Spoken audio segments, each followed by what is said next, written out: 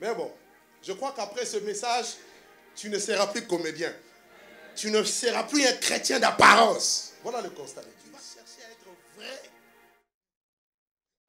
Alors, avant de parler un peu des signes ou encore des caractéristiques de ces chrétiens d'apparence, voyons un peu qu'est-ce qui fait que nous soyons des chrétiens vivants.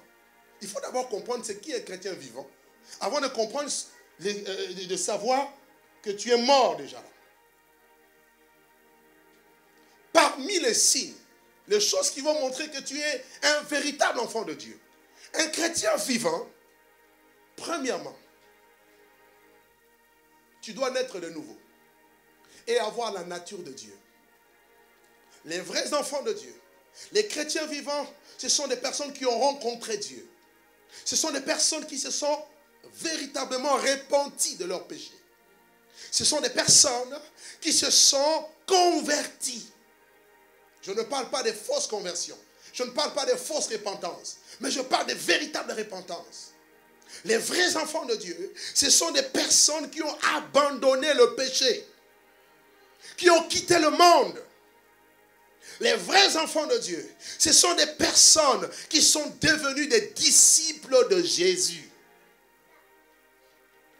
Aujourd'hui, on a plus des adeptes que des disciples.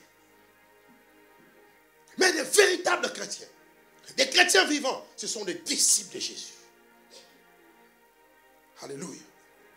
Ils ont une bonne relation avec Dieu. Ils ont une bonne communion avec le Seigneur. Ils sont intimes à Dieu. Ils sont comme le cep qui est plutôt le sarment qui reste attaché au cep. Lorsque tu es attaché au cep, tu reçois la vie du cep. Et en eux, il y a la vie de Dieu, c'est-à-dire la nature de Dieu, le Saint-Esprit, l'esprit de vie. Et en eux, un véritable chrétien, c'est celui qui entend la parole de Dieu, qui reçoit la parole et qui la met en pratique.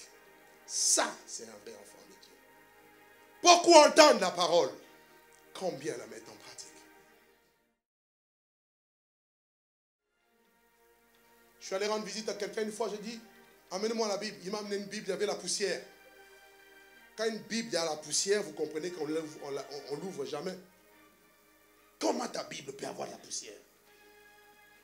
Tu dois lire la Bible. Tu dois méditer la parole. Parce que la parole donne la vie. Ce qui fait de nous des chrétiens vivants, c'est parce que nous aimons la parole et nous pratiquons la parole de Dieu. Alléluia. Dans Jean 8, on nous dit, en parlant des pharisiens, quand Jésus parlait, la parole de Dieu ne pénétrait pas en eux. Combien aujourd'hui on parle? Il suffit qu'on sorte d'ici. On a prêché quoi? Oh non, l'apôtre, voilà, il a bien enseigné. Hein? C'était quoi la prédication? Mais franchement, il a la connaissance. Hein? Ok, c'était quoi le thème? En tout cas, il y avait l'onction. Hein? Tu as retenu quoi? Vraiment. Quand tu entends quelqu'un dire vraiment, c'est qu'il n'a rien compris. On parle de quoi ce matin? Ah, tu vois, il y en a qui réfléchissent. On parle de quoi ce matin?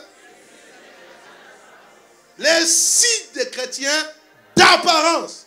Dis avec moi, Seigneur Jésus, à partir d'aujourd'hui, je refuse d'être un chrétien apparent. Je vais être un véritable chrétien.